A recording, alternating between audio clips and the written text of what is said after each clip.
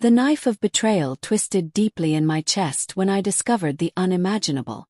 Emily, my wife of 7 years, the woman I had loved with every fiber of my being, had been unfaithful. It wasn't just one betrayal, it was two. She was not only seeing Mark Carter, a co-worker she often praised at family dinners, but also involved with Michael Ross, my closest friend and confidant. The revelation was devastating, but what stung even more was the realization that Mark wasn't just anyone. He was the right-hand man of my fiercest business rival, someone determined to ruin my career. This wasn't merely a personal blow. It was a professional nightmare. Emily's actions didn't just fracture our marriage. They endangered my reputation and the future I had painstakingly built. When I received the text from the private investigator, the first thing I felt wasn't shock but a cold, numbing void that paralyzed me. Emily just left Mark Carter's apartment. This is the 3rd time this week, the message read. Simple words, yet they carried enough weight to shatter the fragile belief I'd clung to. I sat frozen in my SUV, parked along a quiet street, the city lights casting distorted reflections on the windshield. My hands gripped the steering wheel so tightly my knuckles turned white. Mark Carter. The name resonated like a cruel echo. He was someone Emily often praised, someone who always seemed to find his way into our conversations. Yet, beneath the surface of her compliments, there was a story I had failed to see, a story that unraveled everything I thought I knew about my wife. As I processed this betrayal, another email from the investigator appeared on my phone. My chest tightened as I opened it. This time it wasn't just Mark. The photo attached showed Emily sitting across from Michael, my best friend, at a coffee shop. They weren't merely chatting. Their laughter, the way their eyes locked, spoke of an intimacy that left no room for misinterpretation. Michael wasn't just a friend. He was family.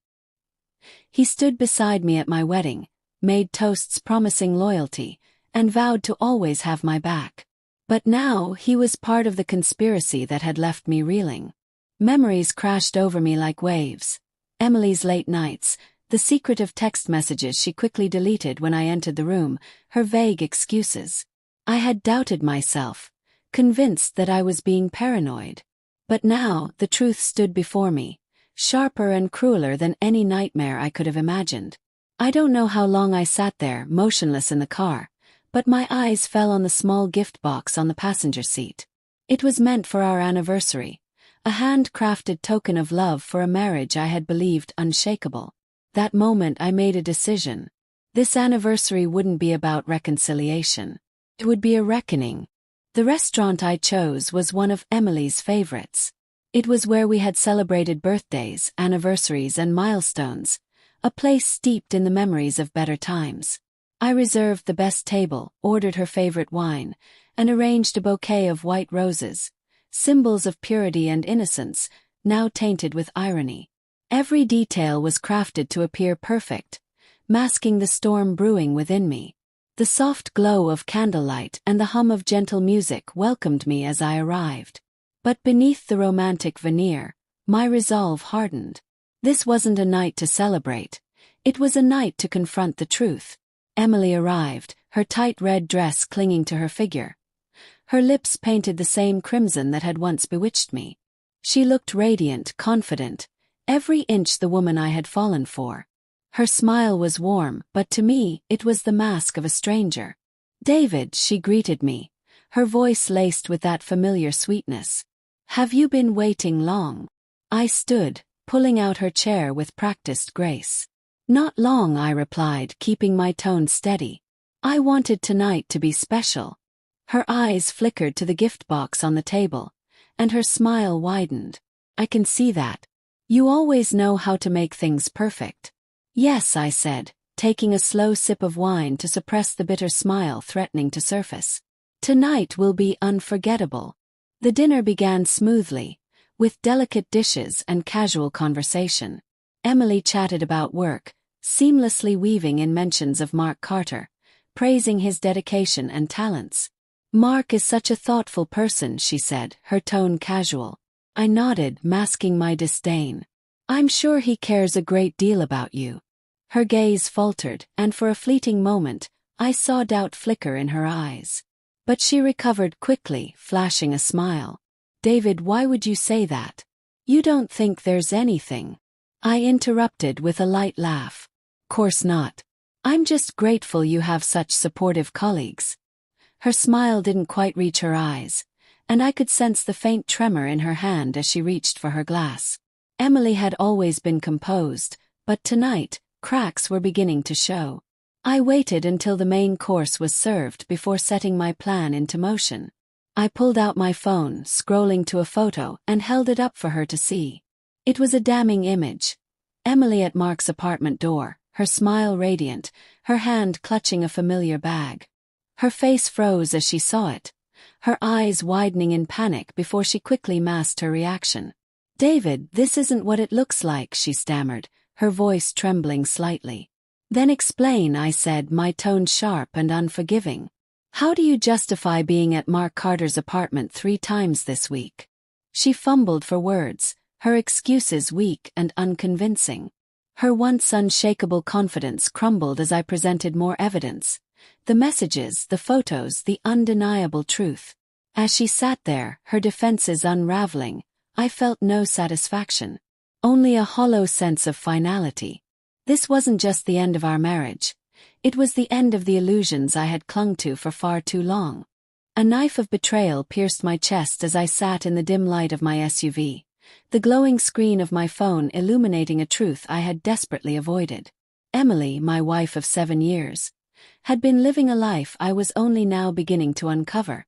She wasn't just sharing her heart with another man. She was sharing it with 2. Mark Carter, her seemingly innocent colleague, and Michael Ross, my best friend, had stolen moments from my marriage, moments I thought were sacred. Worse, Mark wasn't just a co-worker. He was the right-hand man of my fiercest business rival. The first text from the private investigator had been simple, cold, and devastating. Emily just left Mark Carter's apartment. This is the 3rd time this week. It shattered me. There were no dramatic outbursts of rage or disbelief, only a hollow numbness that settled deep within me. I gripped the steering wheel, my knuckles whitening under the strain as I reread the message. Mark Carter. His name wasn't new. Emily had often mentioned him at family dinners, always with a smile that seemed innocent at the time. She praised his work ethic, his intelligence, his charm. But now that name was a curse. A revelation that tainted every conversation we'd shared. As if fate hadn't finished its cruel game, another message arrived. This one came with a photograph that left no room for denial. Emily was seated across from Michael in a cafe. Her laughter caught midair. Her gaze locked with his in a way that spoke of something deeper than friendship. Michael, my brother in everything but blood. He had stood beside me at my wedding, sworn his loyalty, and betrayed me in the most unforgivable way. The SUV felt like a cage, trapping me with memories and realizations that refused to let go. I had suspected Emily's late nights and secretive smiles were more than just workplace stress. I dismissed them as paranoia, but the truth had been far worse than any nightmare I could conjure. I needed a plan. Confronting her immediately would only give her a chance to lie, to twist the narrative as she always could. Instead, I decided to take control of the situation, to stage an evening where she could no longer run or hide. The restaurant was Emily's favorite, a place where we had celebrated anniversaries and milestones. I chose it deliberately, knowing its romantic ambience would disarm her. The table was set perfectly, a bouquet of white roses and a carefully wrapped gift waiting for her. Beneath the surface, though, this wasn't a celebration. It was an execution. Emily arrived, radiant in a red dress that hugged her figure, her confidence unshaken. Her smile was as warm as ever, but I noticed the slight tremor in her hand as she picked up her glass. Perhaps she sensed the storm brewing beneath my calm exterior. Dinner began with polite conversation. She spoke of work, weaving Mark into the narrative as if to normalize his presence in her life. Her laugh was practiced, her stories rehearsed, but I could see cracks forming in her composure. I let her talk, allowed her to feel in control until the moment was right. Pulling out my phone, I held up the first photograph, the one of her at Mark's apartment. The color drained from her face as she stared at the screen. "Explain this," I said, my voice steady. Emily stammered, her excuses tumbling over each other in a frantic attempt to sound believable. "It's not what it looks like. Mark needed help with some documents." "It was work." "Work," I replied, my tone sharper now. "At 9 at night. At his apartment. Do you think I'm a fool?" Her silence was damning. But I wasn't finished. "Mark isn't the only one we need to discuss." The second photo, the one of her and Michael, hit her like a physical blow. Her eyes filled with tears, her voice shaking as she tried to explain away what couldn't be denied. "Michael and I. It's nothing. He's just a friend," she pleaded. "Friend?" I scoffed, pulling up the text messages between them. Her words to him, their plans, their secrets, all laid bare. Emily's tears flowed freely now, but I felt no pity. "You betrayed me," I said coldly. "Not once but twice. You destroyed everything we built together." The night ended with divorce papers on the table. Emily begged, her voice breaking as she promised to change, to fix what she had ruined. But there was no fixing this. Trust, once shattered, could never be pieced back together. "There's one more thing," I said, my voice quieter now but no less devastating. Pulling out a sealed envelope, I handed it to her. "DNA results," I explained. Her confusion turned to horror as the truth sank in. The child she had claimed was ours, wasn't mine. It was Mark's. Emily crumbled before me, her sobs echoing in the emptying restaurant. But I felt nothing. No anger, no sorrow, only the cold satisfaction of reclaiming my life. I stood, gathering the papers and leaving enough cash to cover the meal. "This is goodbye, Emily," I said, turning my back on the woman I once loved and walking away without looking back. As I stepped into the night, the weight of betrayal lifted, replaced by a quiet determination. This wasn't the end of my story, only the beginning of a new chapter, one without Emily, one where I would rebuild my life from the ashes she had left behind. The restaurant was a quiet stage for an emotional collapse, yet no one else seemed to notice. Emily sat in the corner, staring at the scattered remnants of her marriage laid bare before her. Photos, messages, DNA results, and divorce papers all signed and sealed. Her trembling hands clutched at the fabric of her dress as tears cascaded down her face. The lively chatter and clinking of cutlery around her seemed oblivious to the fact that her life had just unraveled entirely. The once proud, confident woman who could command attention with a mere glance now looked small, diminished, and utterly alone. As I stepped out into the cool evening, the crisp air filled my lungs like a cleansing balm. The scent of roadside flowers carried faintly on the breeze, a sharp contrast to the suffocating atmosphere I had just left behind. For the first time in years, I felt unshackled, as if a heavy weight had been lifted. 7 years of love, trust, and devotion had been poured into a marriage that Emily chose to destroy. I had believed that love could conquer all, but tonight, I learned that love dies when trust is betrayed. Each step away from the restaurant felt like a step toward freedom. The pain of betrayal still lingered, but it no longer consumed me. I made a silent vow to reclaim my life, to rebuild myself from the ashes of what Emily had burned to the ground.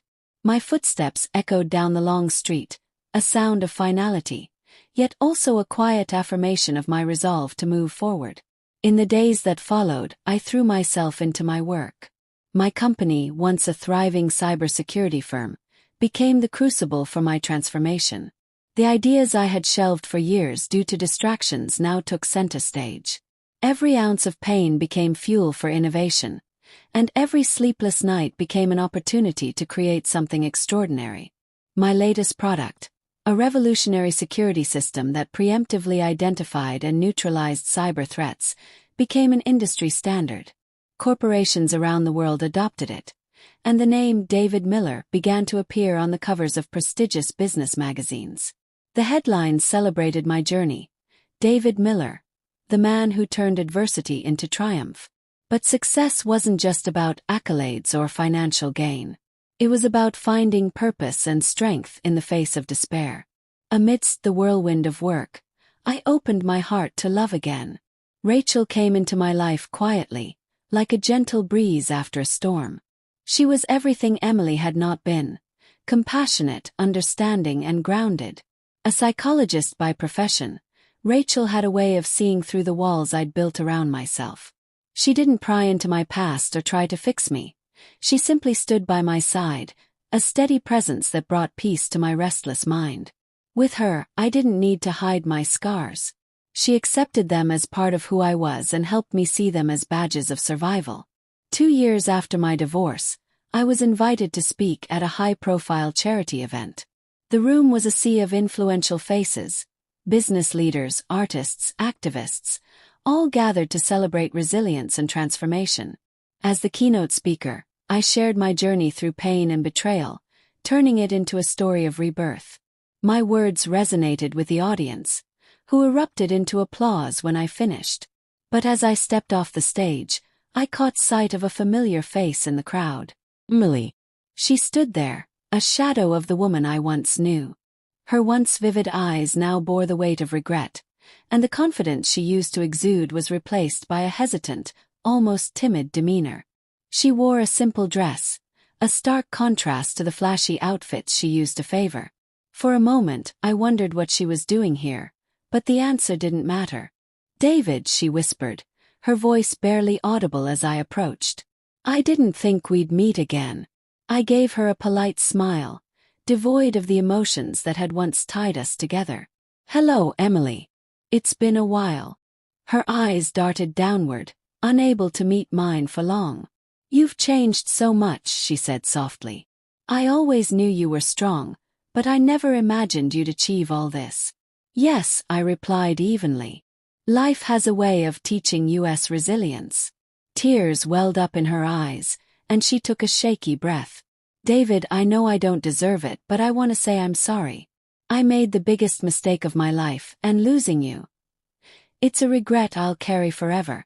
For a brief moment, I studied her, the woman who had once been my world, now just a memory. The anger and pain that once consumed me were gone, replaced by a quiet acceptance. I had moved on, and she was simply a closed chapter in my story. "Thank you for saying that," I said finally. "But I forgave you a long time ago. Not for your sake, but for mine. I needed to let go of the past to find peace." Emily's lips trembled as she whispered, "I hope one day you can remember me without pain." I gave her a faint, bittersweet smile. "I don't feel pain anymore, Emily. But I also don't feel anything for you. What we had is gone, and I've moved on. You should too." With those words, I walked away, leaving her behind for the final time. The cool night air greeted me once more as I stepped outside, a sense of liberation washing over me. Meeting Emily again wasn't the emotional confrontation I had once dreaded. It was closure. When I returned home, Rachel was waiting for me. She greeted me with her warm smile, her presence a reminder of how far I had come. She didn't ask about the event because she didn't need to. Rachel understood me in a way no one else ever had. She was my partner, my confidant, and the anchor that kept me grounded. That evening, as I sat at my desk, an idea struck me. I decided to donate a significant portion of my company's profits to organizations that supported victims of infidelity and domestic struggles. In the press release, I added a simple line: "To those who hurt me, thank you for the lessons." The next day, the news spread quickly. I knew Emily would see it, but this wasn't about revenge. It was about showing her, and myself, that I had risen above the pain. My life was no longer defined by betrayal but by resilience, growth, and the promise of a brighter future.